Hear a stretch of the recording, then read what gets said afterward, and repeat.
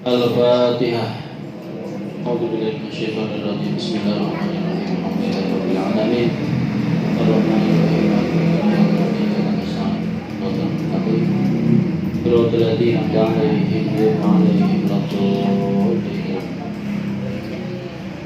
Qala al-mu'allifu rahimahullahu ta'ala wa nafa'ana bihi wa bi ulmihi bidarain amin. Bismillahirrahmanirrahim. Halaman 5 masih baris keempat dari bawah ya. Benar ya? Dari keempat dari bawah. Wa ala imtinaiha. Wa ala imtinaiha lan wajib. Nah, itu wajib. Wa ala imtinaiha lan oleh mukul sapa wong lanang ala imtinaiha ing atase nyegahe wadon minal wasli saking bersilaturahim. Jadi kalau misalnya istri diajak silaturahim ke saudara suaminya nggak mau, itu boleh untuk dipukul. Tapi anjurannya sabar, dimaafkan saja. Pokoknya silaturahmi kemana pun, mau diajak ke Pak Kiai, silaturahmi ke rekan kerja, silaturahmi kemana pun, ya. Kalau menolak itu di sini boleh untuk dipukul, tapi anjurannya untuk sabar dan dimaafkan. Kita sabar. Wa fi darbihalan ing dalam mukule lan iku ing dalam mukul istri ala tarki sholati ngatasi ninggalaken sholat kaulani utawi dua ucapan atau dua kaul ya, dua pendapat. As-sahuhuma utawi leuwih kang sohehe kaul ya. Iku lahu tetep kedue suami dorbuha utawi mukul istri. Dorbuha utawi mukul istri ala dalika ing atase ninggalaken salat. Idalam taf'al nalikane ora agawe sapa si istri bil amri kelawan perintah salat. Dan ini kalau khusus untuk di dalam bab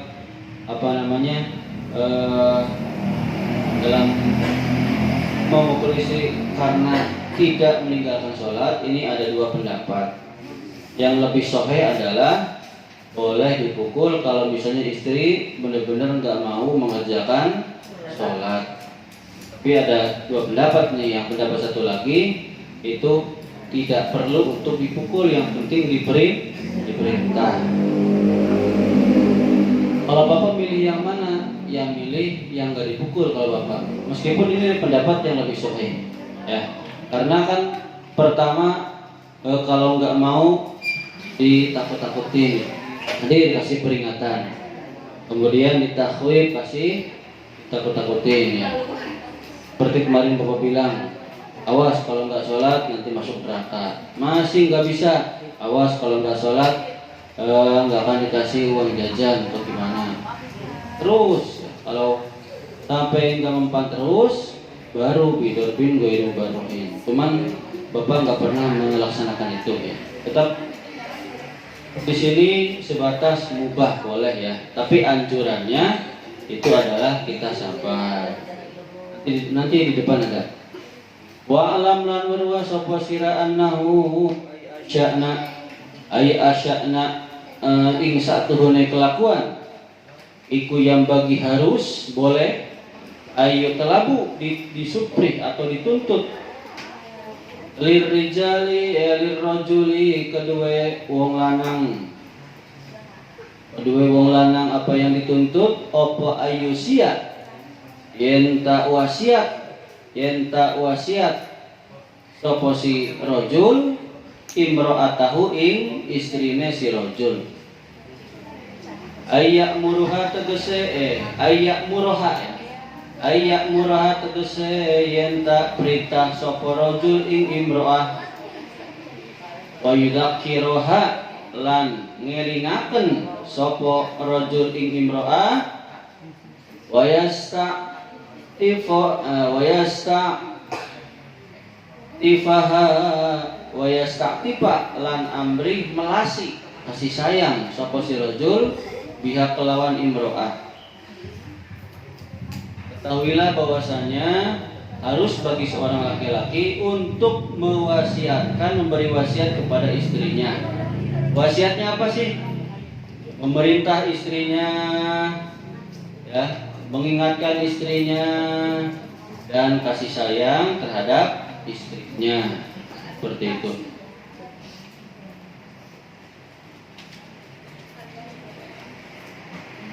Wa fil hadis lan iku ing dalam sejenis hadis rahimahullahu rahimah bakal maringi rahmat sapa Allah Gusti Allah rajulan ing wong lanang. Jadi Allah akan berikan rahmat kepada seorang laki-laki yang tadi melaksanakan wasiat demikian. Qala kang ngucap sapa si rajul, ya ahlahu, hei keluarga ingsun, ya. Salatakum ngeraksa sapa sira kabeh ing salat sira kabeh, itu ya maksudnya. Salatakum ngeraksa ing salat sira kabeh. Raksa sira salat ing sira kabeh. Siamakum ngeraksa sira ing puasane sira kabeh. Zakatakum ngeraksa sira ing zakate sira kabeh. Miskinakum, ya, melakukan nasira atau kasih sayang nasira, menjagalah kamu semua terhadap orang-orang miskin kalian semua.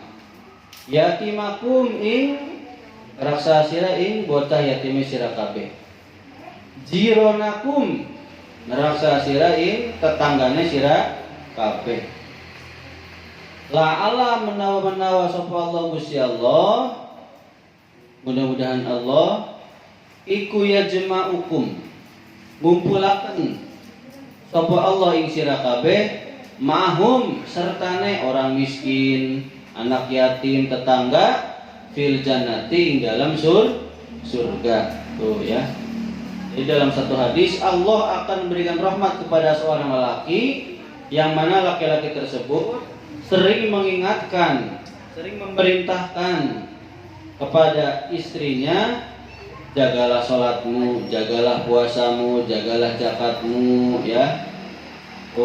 Terus kasihlah kepada orang-orang miskin, anak yatim, tetangga, harus akur semua. Jadi punya uang jangan untuk shopping terus, harus bisa mengayomi anak yatim, miskin, apalagi tetangga yang sekitar kita. Bapak nggak tahu sama tetangga seperti apa, tapi sepengetahuan Bapak, alhamdulillah Bapak dengan tetangga tidak ada masalah, ya. Mereka semua baik pada Bapak, alhamdulillah. Kalau melaksanakan demikian si laki-laki, maka Allah Subhanahu wa taala akan mengumpulkan kalian semua beserta orang miskin, anak yatim dan tetangga nanti di surga. Tuh ya. Wa ayun pikolan yenta mai napakah atau aweh nafkah sapa si suami alaiha ing atase istri ala qadri wus'ihi ing atase ukuran kemampuan suami. Aito kotihi tegese kemampuan suami, wa kuatihi lan kekuatannya si suami.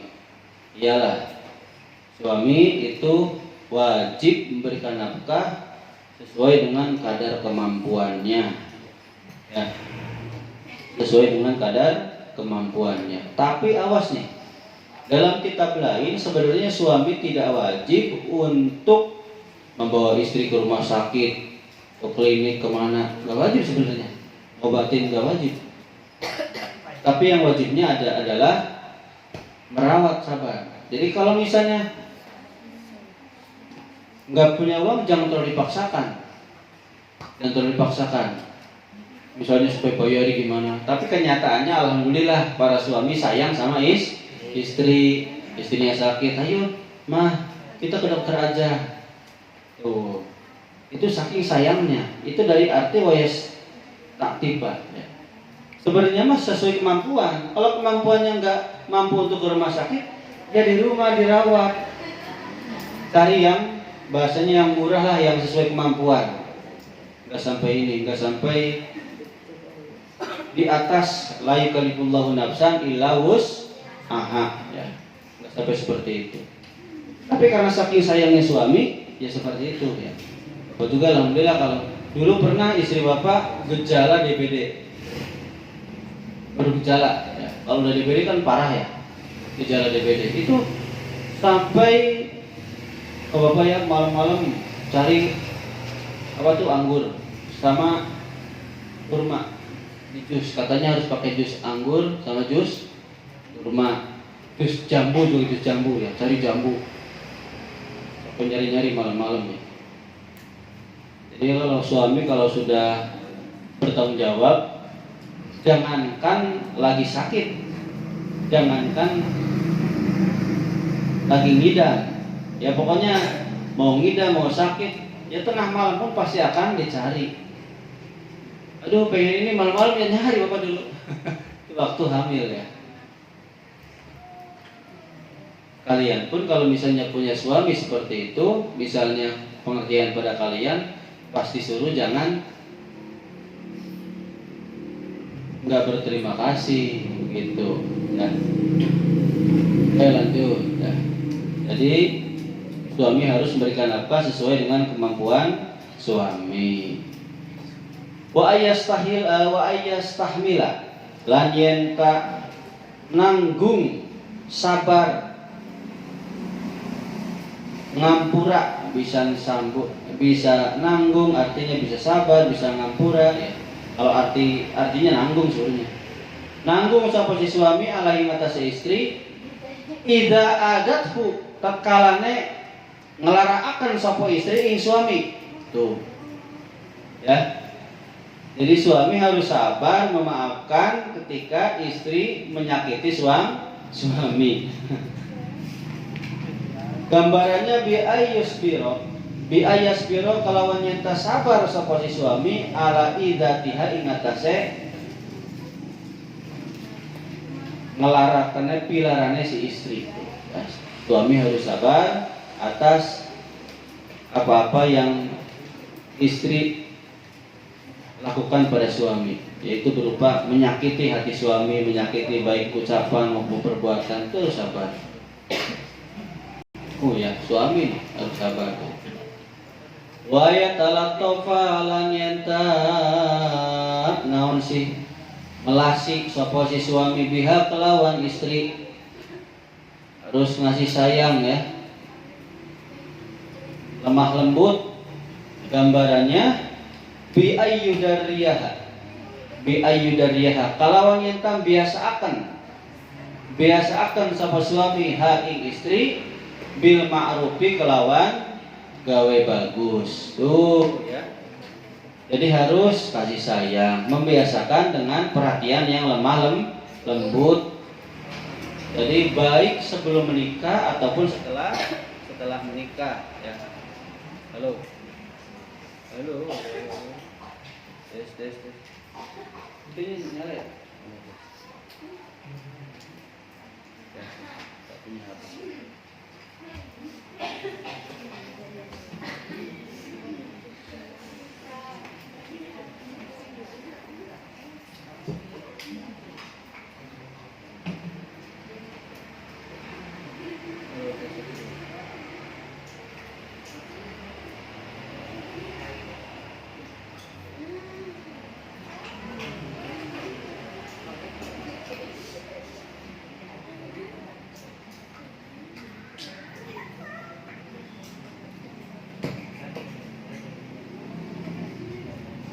Cek low, digesek makin galau, cek low. Fa innahunna maka satuhune para istri atau nisa ikuna kisatu aklin. Ya. Ikuna kisatu aklin wong kang kurang akale, wadinin lan wong kang kurang agamane. Awas nih, jangan sampai kalian salah mengartikan. Kok nakisatu aklin berarti bodoh dong? Bukan bodoh, bukan. Kenapa di sini ada keterangan kenapa? Karena sesungguhnya istri itu, para perempuan itu kurang akalnya, bukan berarti bodoh, bukan berarti kurang cerdas. Ada nggak perempuan yang lebih cerdas daripada laki-laki? Banyak ya. Maksudnya di sini adalah perempuan lebih cenderung ya akalnya lebih didominasi oleh perasaan. Jadi si akalnya itu lebih didominasi oleh perasaan.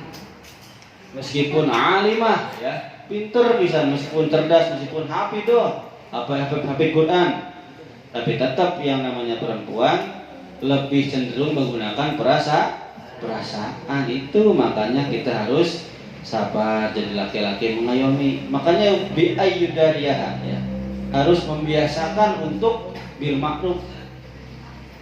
Banyak sekali orang yang harus memberikan perlakuan yang baik ya kepada istrinya. Karena apa sih? Karena istri mah baper. Iya enggak? Kebanyakan baper, terbawa perasaan. Apalagi kalau istri sedang head. Aduh. Udah. Marah, malah nambah marah. Iya enggak? Dilemesin tetap di head. Nah, kisatu dinin ya. Yang kurang agama. Maksudnya kurang agama di sini bukan berarti nggak ngerti.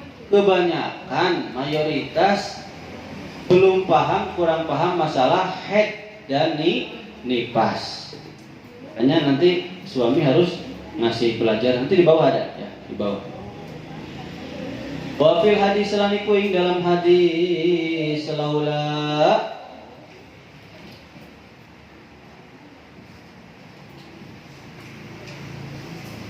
kalaulah tidak enaknya begitulah. Kalaulah tidak annallaha ing satu negusi Allah. Kalaulah Allah tidak iku sataro nutup sapa Allah almar'ata ing wong wadon bil hayai dengan rasa malu isin lakanat maka yaktiana sapa si wong wadon iku latusawi ora madani sapa si wadon kapan ing segenggam bintu robin saking debu. Dalam satu hadis Nabi, kalau Allah tidak menutup perempuan dengan rasa malu, maka segenggam debu lebih mulia daripada perempuan. Makanya sifat yang paling baik dari perempuan adalah rasa malu. Makanya paling bahaya ketika perempuan rasa malunya sudah hilang, apalagi sudah mengumbar aurat. Mohon maaf, Bapak nggak bilang jorok. Gimana, ada nggak tempat-tempat hiburan yang perempuannya telanjang bulat, tarik? Ada nggak? Ada seperti itu. Itu bukan zaman sekarang saja, zaman jahiliyah dulu ada. Itu sudah dicabut rasa malunya. Itu ya lebih apa namanya? Lebih mulia debu, segenggam debu daripada perempuan. Makanya kalau Allah tidak menutup perempuan dengan rasa malu, maka tidak akan menyamai si perempuan itu dengan segenggam debu. Artinya debu itu lebih mulia daripada perempuan. Makanya kalian perempuan malunya harus dijaga, jangan terlalu agresif pula. Ya perempuan macam-macam sih, ada yang tomboy ya, ada yang malu sekali diam dia menghanyutkan.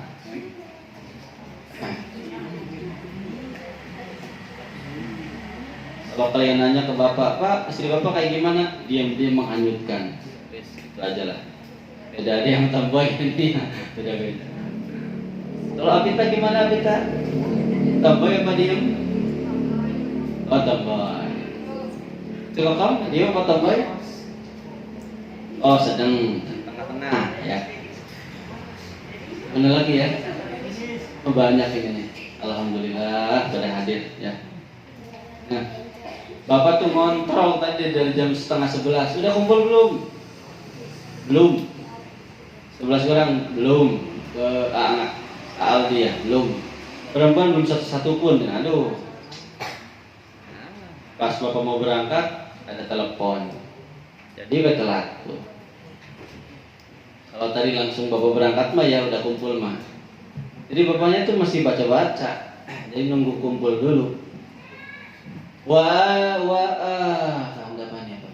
Itu huruf ya ya? Huruf ya bukan? Iya betul. Wa ayu selikaha lan yenta mengarahkan sapa suami ing istri ya. Sabilal khairi ing dalan kebagusan. Tuh. Jadi suami harus mengarahkan kepada istri kepada jalan kebaikan.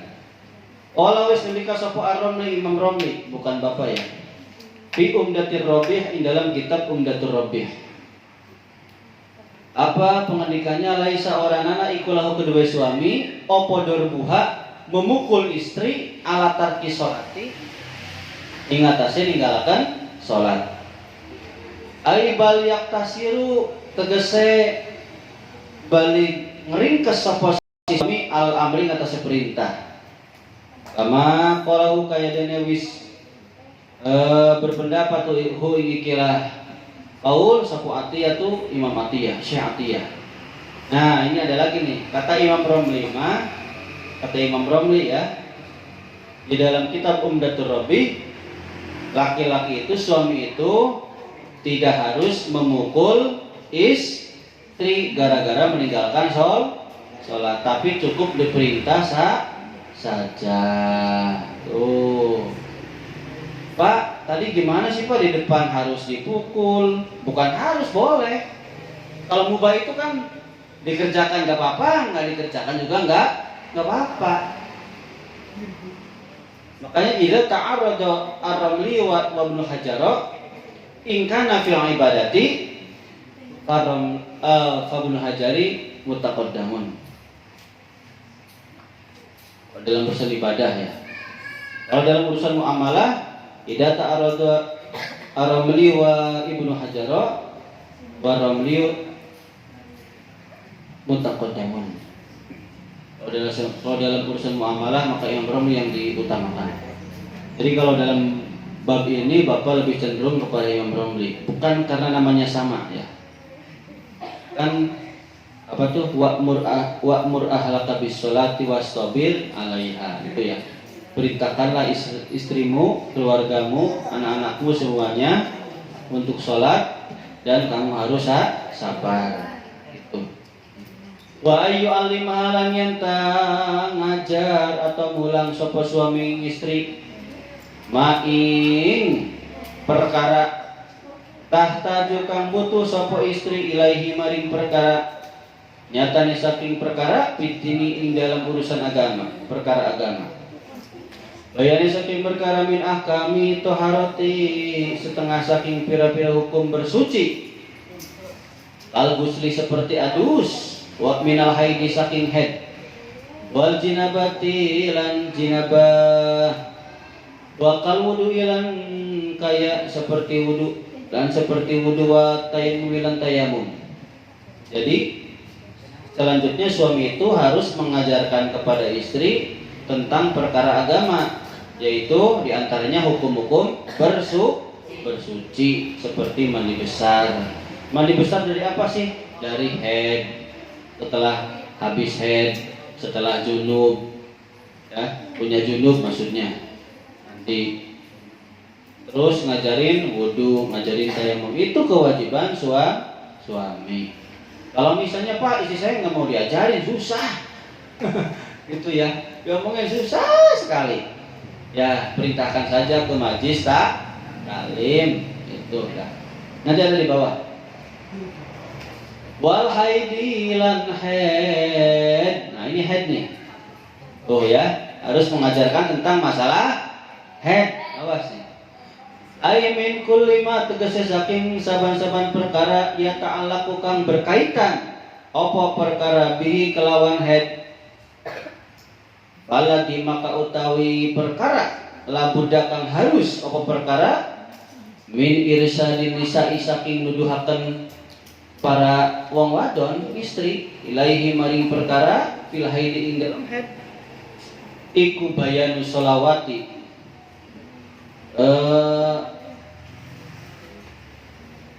nerangaken pira-pira salat allati tak tadiha kang nekani sapa imro'ah sapa nisa ing salat.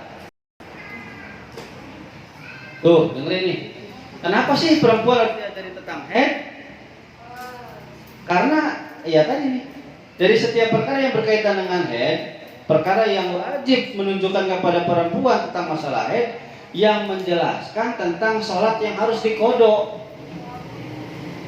Kan ada kalanya nih ketika Allahu Akbar keluar haid, gimana hukumnya tuh? Harus dikasih tahu, iya enggak? Atau misalnya lagi haid nih, lagi haid, menjelang mau maghrib ternyata suci, gimana tuh asarnya dikodok enggak? Gimana duhurnya dikodok enggak? Nah di sini nih makanya harus paham. Fa innaha maka satuhune kisah di sini maksudnya menjelaskan masalah ini ya, sholat yang dikodok karena haid. Iku ma in qata'a sumangsange pegot atau habis atau putus apa damuha geti haid ubairal maghribi ing dalam sadurunge maghrib bimik dari rakaatin lawan ukurannya satu rakaat ya. Fa alaiha maka iku wajib ing atase para perempuan qada uduhri utawi mengqada salat duhur wal asri lan mengqada salat asar. Ayo ya, tuh di sini mana? Kalau darah haidnya habis berhenti, ternyata masih ada waktu untuk melaksanakan sholat satu rakaat asar seumpama nih sebelum maghrib nih, maka dia harus mengkodok sholat duhur dan sholat asar. Kalau di sini dua-duanya. Kalau di kitab Sulam Munajat hanya cukup sholat asar saja, sholat asar yang dikodok. Kalau di sini dua-duanya harus dikodok karena bisa jadi. Bapak nanya dulu, hai perempuan, kalau haid itu kalau mau berhenti gimana sih rasanya? Iya kok tawa sih? Maksudnya celak atau empet gitu. Atau gimana? Gak tahu. Maksudnya Bapak juga nggak tahu ya. Masa bapaknya harus apa tuh di apa namanya? Diteliti dulu. Coba lihat. Coba sekarang siapa yang ini? Yang sudah mau habis. Lihat seperti apa. Ini mau habis Pak, tapi rasa-rasanya masih ada Pak, kerasa. Oh. Ya lihat pengen tahu. Ya nggak boleh, masa Bapak lihat. Nanti bahaya dong. Ya. Bahaya. Bisa-bisa intisarud dzakari. Apalagi lagi puasa, bisa-bisa. Ya, itulah. Batal mah enggak puasa, cuman mengurangi pahala puasa ya karena melihat serabi ya. Serabinya karena udah ada itu kucuran stroberi. Nah.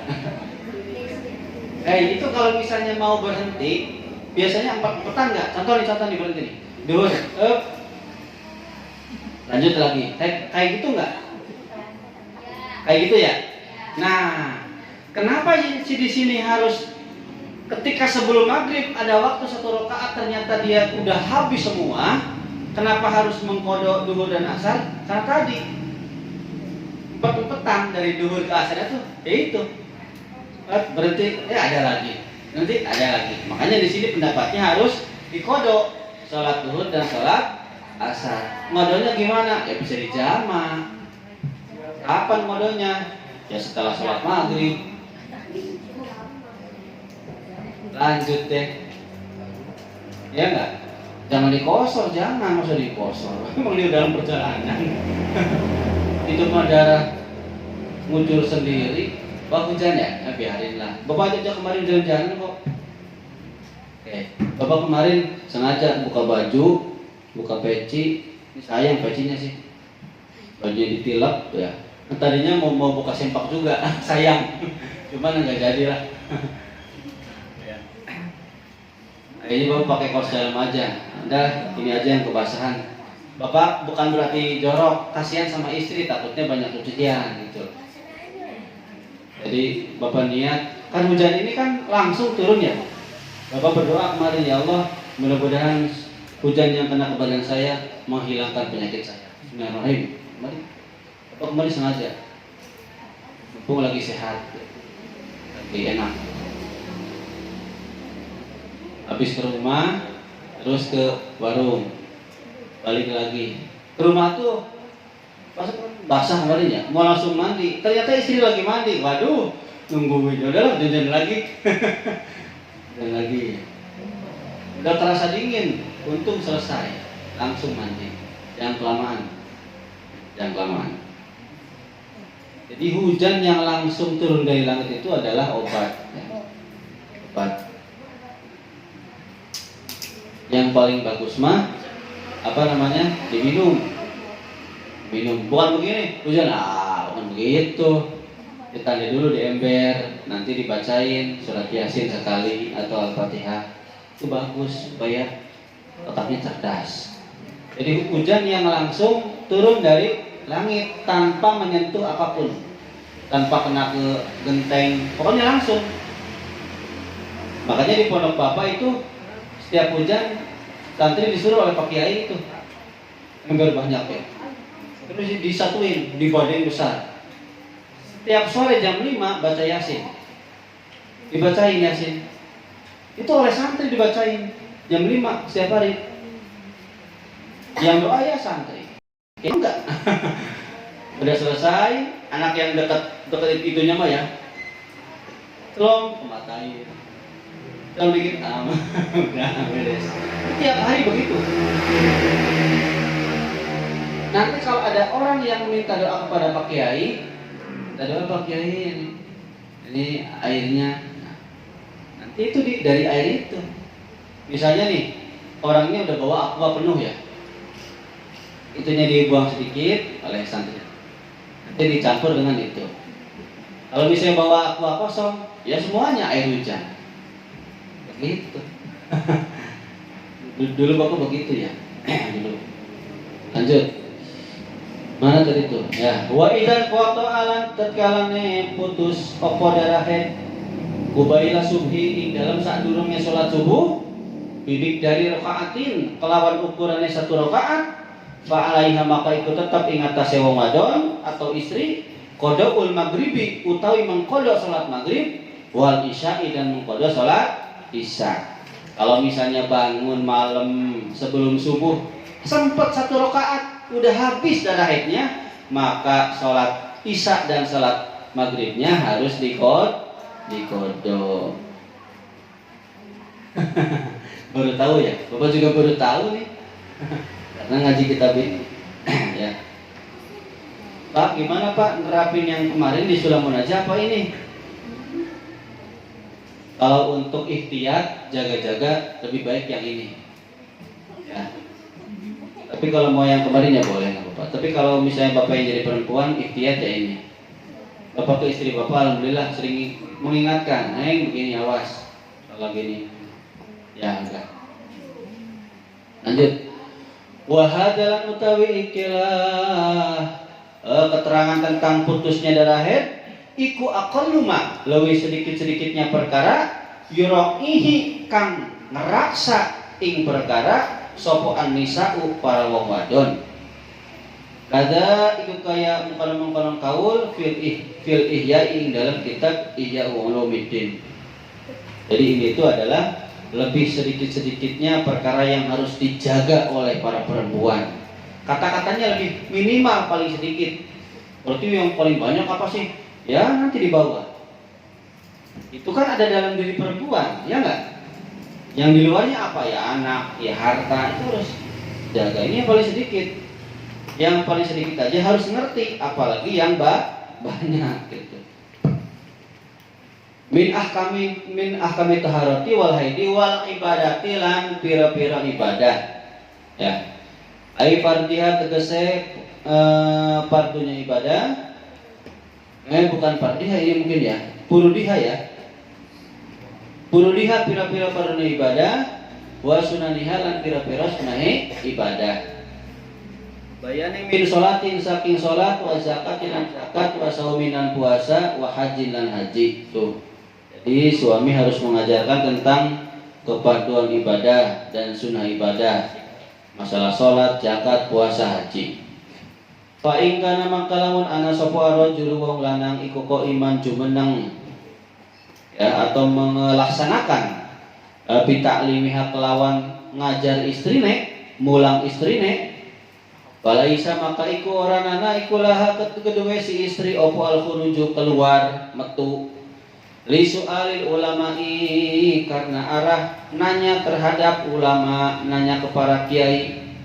Kalau misalnya suami melaksanakan kewajiban ini, mengajarkan istrinya, maka istri tidak wajib untuk keluar ke majelis taklim. Ini yang wajib, yang sunnah tuh ya. Tuh yang wa in qasura senajan cendak opo ilmu rajuli, ilmu atau keilmuannya si suami, meskipun keilmuan suami itu sangat sedikit, ilmunya cetek lah gitu bahasanya, meskipun sedikit tapi diajarkan oleh suami, maka istri nggak wajib untuk keluar belajar ke ulama atau nanya ke ulama. Tapi ada catatannya, ada syaratnya nih. Istrinya nggak boleh keluar, siapa yang harus keluar? Maka suaminya yang harus belajar. Walakin nabalan tetapi ne gantini sopo suami anak saking istri pisual ing dalam nakon kepada ulama. Pak baroha maka ngabarakan sopo suami ing istri bijawabil mufti kelawan jawabane patuane ulama. Tuh. Jadi suaminya yang ngaji di pengajian, pulang-pulang ngajarin ke istri. Istrinya nggak harus keluar ke majlis taklim, begitu. Asal mulanya begitu. Ya nanti ini belum paten. Makanya banyakkan video short ya, YouTube short, snack video, apalagi TikTok itu kan video-video pendek. Banyakkan dipotong. Ini kalau dipotong bahaya nih. Video bapak kalau dipotong bahaya. Wah, ini ngajarin nggak benar nih. Nanti ibu-ibu nggak boleh maisal ini, karena dipotong. Kan belum selesai. Ya. Baik sama kai orang anak ikulah kedua istri. Mana sih? Ya benar ya. Baik sama ke orang anak ikulah kedua istri. Opo al khuruju metu. Ya iya. Kalau suaminya ke majlis taklim atau ke pengajian, maka dia wajib mengajarkan kepada istrinya. Istrinya nggak wajib keluar.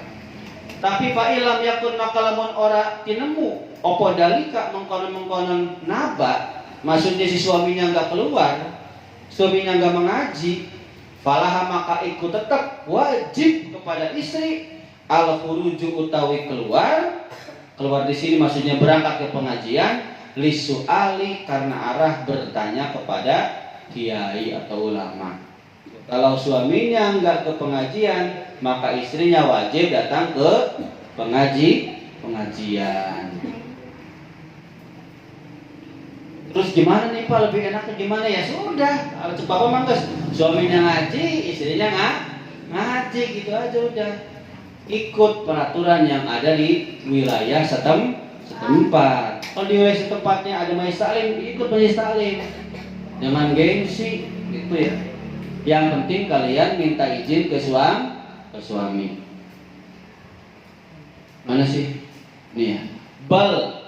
Bahkan alaiha iku wajib ingatasi istri opo dalika utawi mengkonon metu. Tuh ya. Bahkan wajib si istri untuk keluar. Wayak silan lebih durhaka sopo arrojul si suami atau si laki-laki bimaniha lawan mencegah si istri. Tuh. Bahkan meskipun dicegah oleh suaminya, "Hei Neng, jangan ke itu. Mah, nggak boleh majelis taklim. Ini durhaka nih suami begini. Udah mah suaminya nggak ke pengajian, melarang istrinya berangkat ke pengajian. Ini durhaka. Wajib istri harus berangkat ke pengajian meskipun dicegah oleh suami. Ya, tuh. Wa mahmat ta'alamat lang sumangsane ngerti atau belajar sudah paham, ya. Saposi istri maing perkara. Wa kamu tahu perkara iku minal faraidi setengah saking pira-pira perkara yang fardu, ya, pira-pira kefarduan alaihi ngatasi istri. Kalai sama kaiku orangana ikulah kedua istri opo antakhruja yen tak keluar saposi istri ila majlisin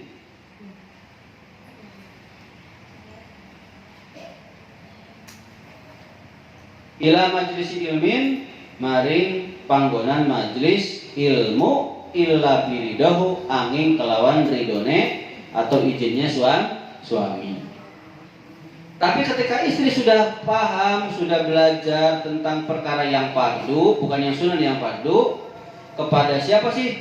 Para ulama, maka dia tidak wajib lagi keluar ke majelis taklim atau ke majelis ilmu kecuali atas izin suami. Oke, karena sudah ada, sampai sini dulu ya.